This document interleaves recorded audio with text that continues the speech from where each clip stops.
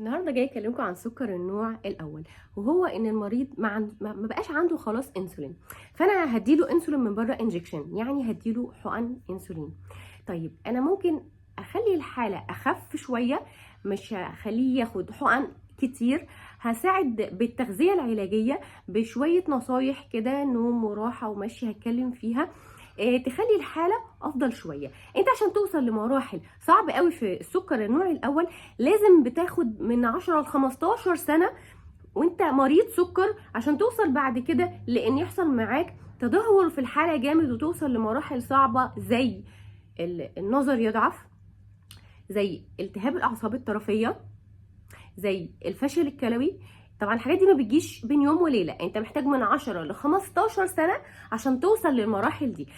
انا يعني في خلال الفتره دي وانت اوريدي ما فيش عندك انسولين وتاخد انسولين انجكشن من بره، انا هديك شويه نصايح تساعد في ان انت الحاله ما توصلش للتدهور ده، تفضل بصحتك عادي، تفضل مفيش مشكله في النظر ولا الاعصاب الطرفيه ولا الكلى تتاثر بحاجه، هتفضل صحتك كامله مفيش مشكله، وهتاخد انجكشن، وكمان هتقلل في عدد الجرعات اللي انت هتاخدها.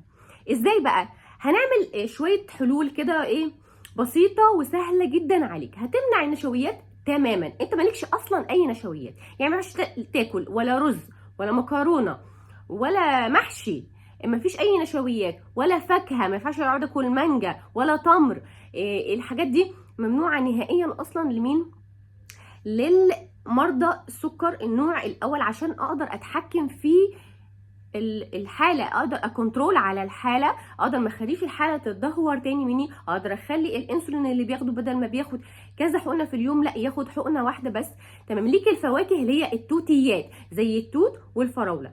تيجي على البروتين بقى، تمام، هتقلل وتاخد نص اللي انت بتاخده. يعني مثلا لو بتاخد ورك فرخه خد نصه، لو بتاخد حتتين لحمه خد حته لحمه، خد نص حته كفايه. هو الانسولين في الجسم مش موجود، انت بتاخده من بره، فما تجهدش الجسم انه يحتاج انسولين كتير عشان يحول الاكل دوت لطاقه وسكر، يعني يدخل الخلايا يحولها لطاقه. فانت ما تديلوش الحاجات اللي عايز يستخدم الانسولين فيها، هتديله الحاجات اللي هو ما بيستخدمش الانسولين فيها، زي الدهون الصحيه مفيده جدا، افوكادو، المكسرات، الزبده، السمنه، كل الدهون الصحيه مفيده جدا معاك وما بتستخدمش الانسولين في الجسم نهائيا. تمام.